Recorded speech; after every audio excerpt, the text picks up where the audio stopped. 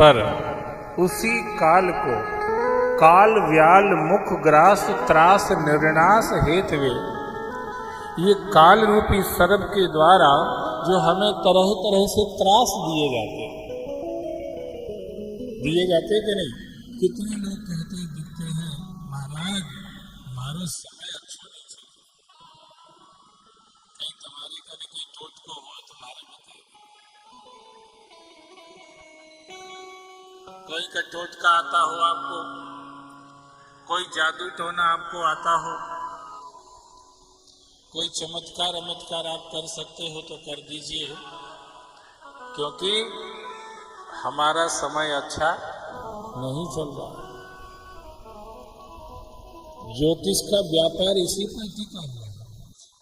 आज जितने टीवी में ज्योतिष के आचार्य बैठे हुए हैं और उनका सब बढ़िया चल रहा है, ये सिर्फ इसी पर टिका हुआ है। लड़का लड़की की शादी तो बहुत कम लोग आते हैं पूछने के लिए, वो तो मोबाइल से ही सब हो जाता है, उसमें ज्योतिष की जरूरत नहीं पड़ती। पर हमारा व्यापार, हमारा काम धंधा, हमारा सब ठीक चले, हमारा समय अच्छा हो जाए। समय अच्छा नहीं चल रहा है। समय के प्रभाव में हम लोग हमेशा ही रहते हैं, पर वो समय भी जो सबको प्रभावित करता है, कोई नहीं जिससे बच पाता है, जो सभी को खा जाता है। जायतस ही ध्रुवो मृत्यु ध्रुवम जन्म मृतस्य च, जिसने जन्म ले लिया इस काल के संसार में, अब उसको काल का ग्रास बनना ही पड़ेगा। अब मृत्यु सुनिश्चित है, आपका जन्म हो गया है यहां पर, इसका मतलब यह है कि अब आपकी मृत्यु भी सुनिश्चित है। अब आपको मरने से कोई नहीं बचा सकता, मृत्यु भी सुनिश्चित है। ध्रुवम जन्म मृतस्य च, क्योंकि ये काल है। पर भगवान शिव के गले में है वो सांप। अपन गले किससे मिलते हैं? जिससे अपनी मित्रता होती है। सही है कि नहीं? कोई आया, मन कहता है कि इनसे गले मिलो, क्योंकि अपने मित्र हैं, अपने प्रिय हैं, अपने दोस्त हैं, अपने हैं, ऐसा मन कहता है। तो आदमी हाथ फैला के भुजाओं में भर के मिल लेता है। दोस्त से हम लोग मिलते हैं। दुश्मन हो तो बगल से निकल जाए तो हम और 2 फीट दूर होके निकलेंगे, दुश्मन जा रहा है, इसको तो देखना भी नहीं, मिलना तो दूर। जो काल इतना खतरनाक है, जो सबको ही खा जाता है, उस काल को भी महाकाल ने अपने गले में, वो महाकाल के गले में पड़ा हुआ है। गले में पड़े रहने का मतलब है काल महाकाल का जिगरी दोस्त है महाराज। या तो हम किसी जिगरी दोस्त से गले मिलते हैं, या फिर अपने भाई से गले मिलते हैं। भाई भाई जब मिलते हैं ना, तब भी गले मिलते हैं। जब भरत जी चित्रकूट में गए ना राम जी के पास में, राम जी को वनवास हो गया 14 वर्ष का, भरत जी ननिहाल में थे, घटना सारी घटित हो गई। भरत जी को बुलाया गया अयोध्या में, और जब उनको पता चला कि राम वन में चले गए, तो भरत जी राम जी से मिलने के लिए कहां गए? भरत चले चित्रकूट हो रामा, राम को मनाने।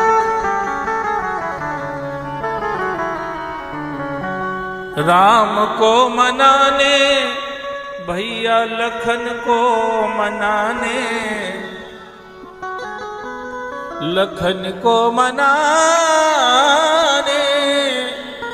सीताराम को लिवाने भरत चले चित्रकूट हो रामा, राम को मनाने।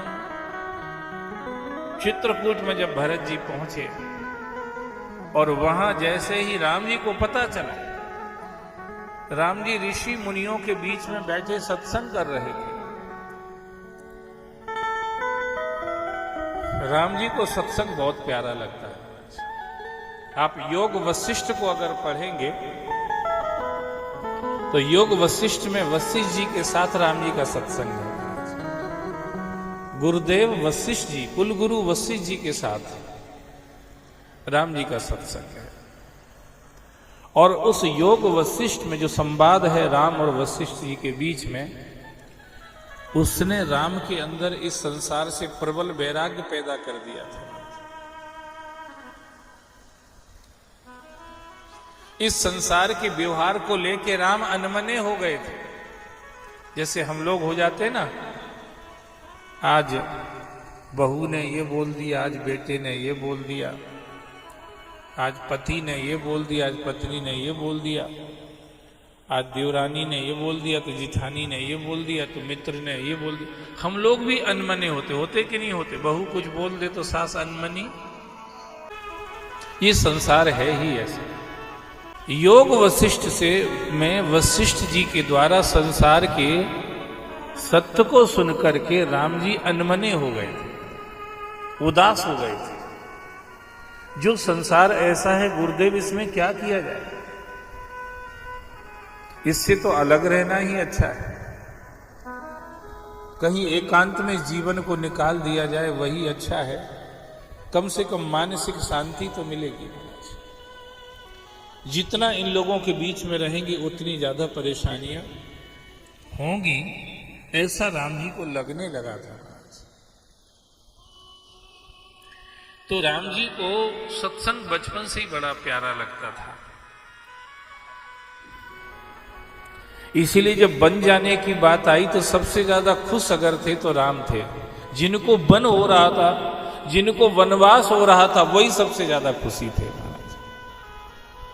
किसी ने पूछा, आप महलों में पले बड़े हैं, जनक जैसे महाराज आपके ससुर जी हैं, सीता जैसी जगदम्बा जगपरा अम्बा आपकी प्रिया हैं,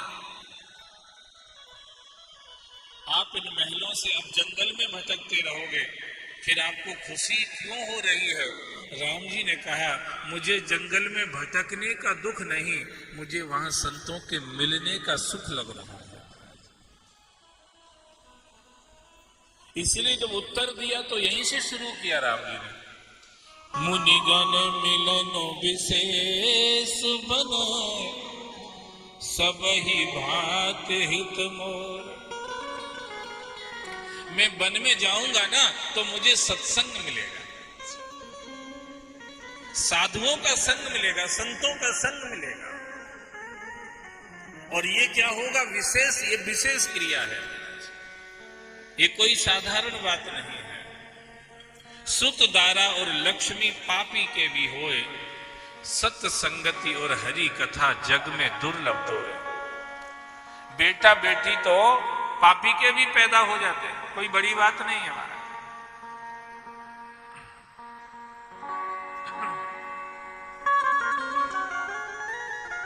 कई लोग पूछते हैं, ये मुसलमान लोग इतने बकरे मुर्गे काटते रहते हैं, फिर भी इनके इतनी संतानें क्यों हो रही हैं? कम होना चाहिए। मैंने कहा, शास्त्र कह रहे हैं सुत दारा और लक्ष्मी पापी के भी हो, इतनी संतानें क्यों हो रही हैं?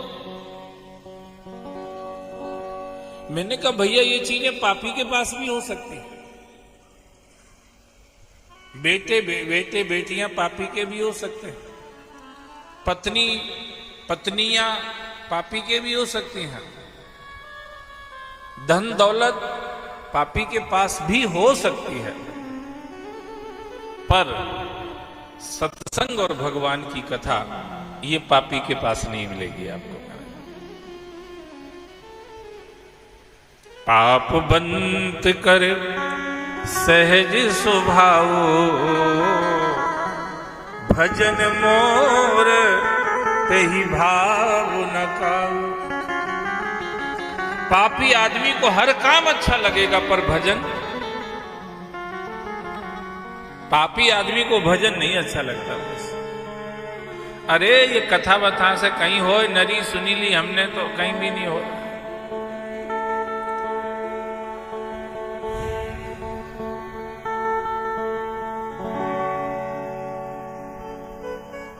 ऐसे अरुचि रहती है पापी आदमी को। तो ये सत्संग और भगवान की कथा तो बड़े पुण्य से मिलता है, बहुत बड़े बड़े भाग पाइए सत्संगा। बिना ही प्रयास हो है भव भंगा, ये कोई साधारण घटना नहीं है संतों के मिले। तात स्वर्ग अपवर्ग सुख धरिय तुला एक अंग, और तूल नता है सकल मिल जो सुख लव सत्संग। स्वर्ग के सुख को और बैकुंठ के सुख को भी तराजू के एक पल्ले पर रख दिया जाए और दूसरे पल्ले पर सत्संग का क्षण भर का सुख रखा जाए तो सत्संग का सुख भारी पड़ता है। सत्संग का सुख भारी पड़ता है,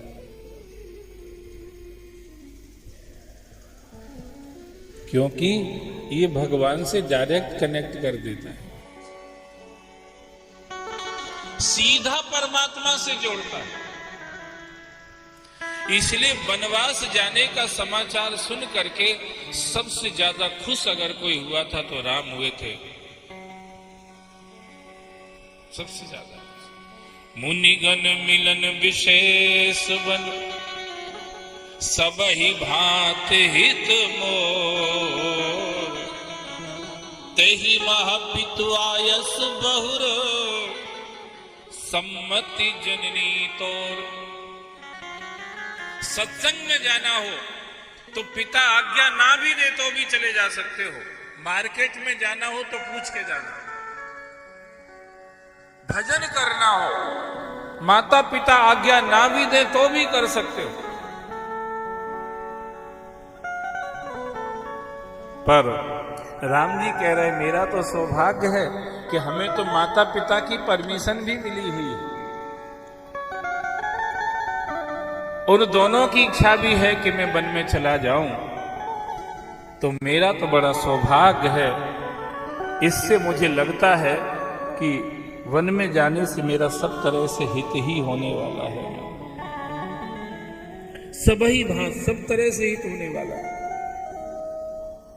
और साथ में माता पिता की आज्ञा का पालन हो जाएगा, ये और बड़ा पुण्य हो जाएगा। राम जी वन में चले गए थे, उन्हीं से मिलने के लिए भरत जी भी जब चित्रकूट में गए, और राम जी उस समय सत्संग ही कर रहे थे। जैसे ही उनको पता चला कि भैया भरत मिलने के लिए आए हैं, राम जी उठ के इतने तेज दौड़े कि राम जी का धनुष भी गिर गया। राम जी ने जो पीतांबर ओढ़ रखा था, पीला वस्त्र, वो भी गिर गया। कहूं पत कहूं निसंग धनु तीरा, सब गिर गए राम जी के जो भी साधन थे सब। और जाकर के मिले कैसे? मिले प्रेम पूरन दो भाई, मिले प्रेम पूरन दो भाई, मिले प्रेम पूरन दो भाई, पूरन दो भाई,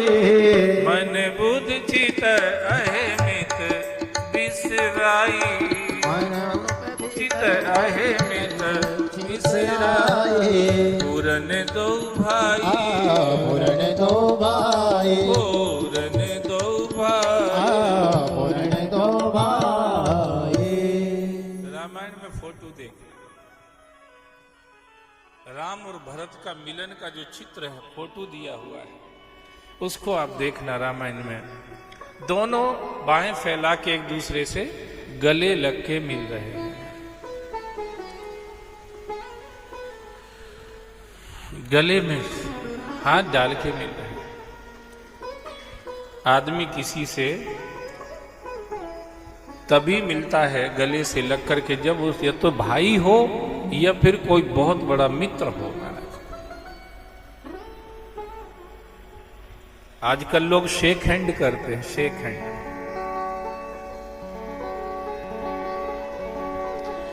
किसी ने पूछा काहे भैया शेक हैंड काहे को कर रहे? बोले इसलिए कर रहे इनके हैंड में जो कछु हो वो सब झड़ा लो, शेक हैंड ये जा रहे हैं।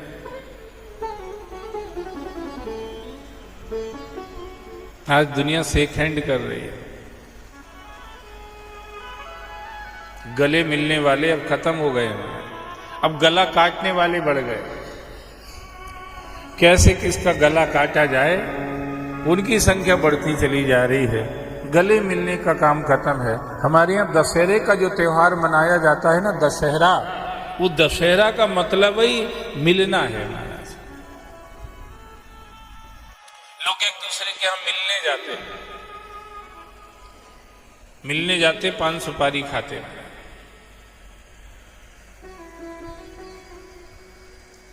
गुटखा तंबाकू बीड़ी सिगरेट नहीं, पान सुपारी। हमें याद है बचपन में लोग मिलने जाते हैं, सबको पता रहता है कि मिलने आएंगे तो सब ये चीजें रख के बैठे रहते थे कि कोई मिलने आएगा तो उसको ये खिलाना।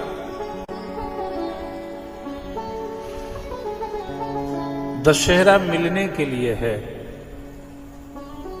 मारने के लिए नहीं है।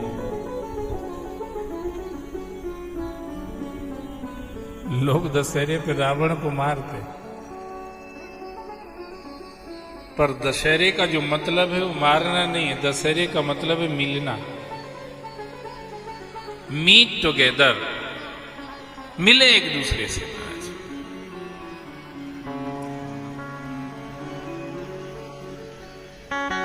तो मिले प्रेम पूरन दो भाई,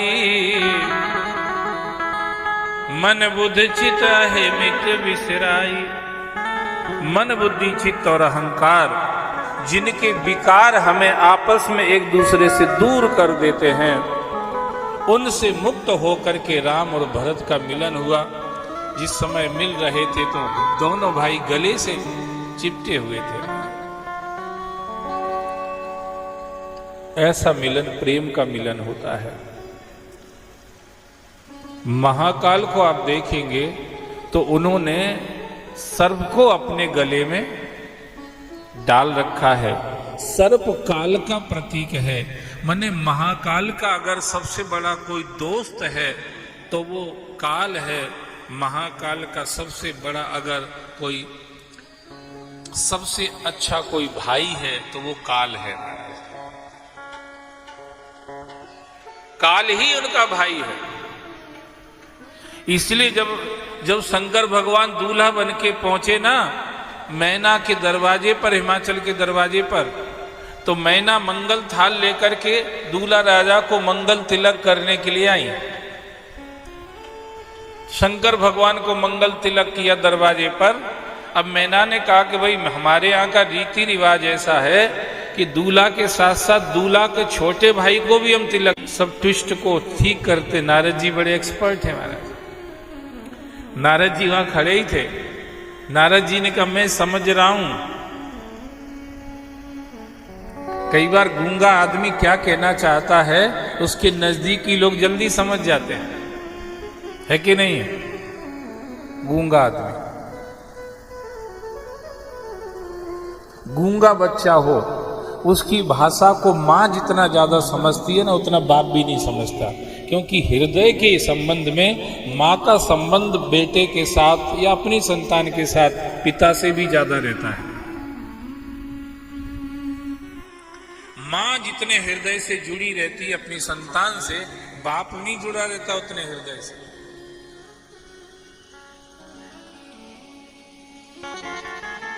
इसलिए जितनी चिंता ये मां करे ना इतनी बाप नहीं करे।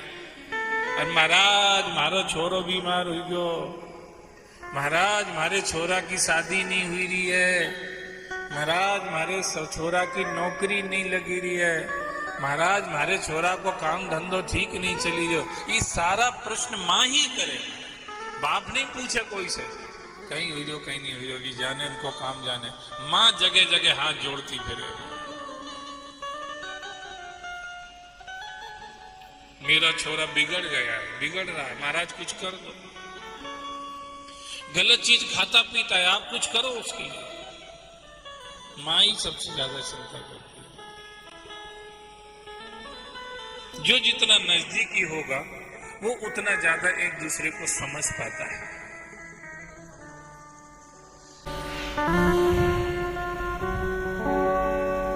जितना नजदीकी हो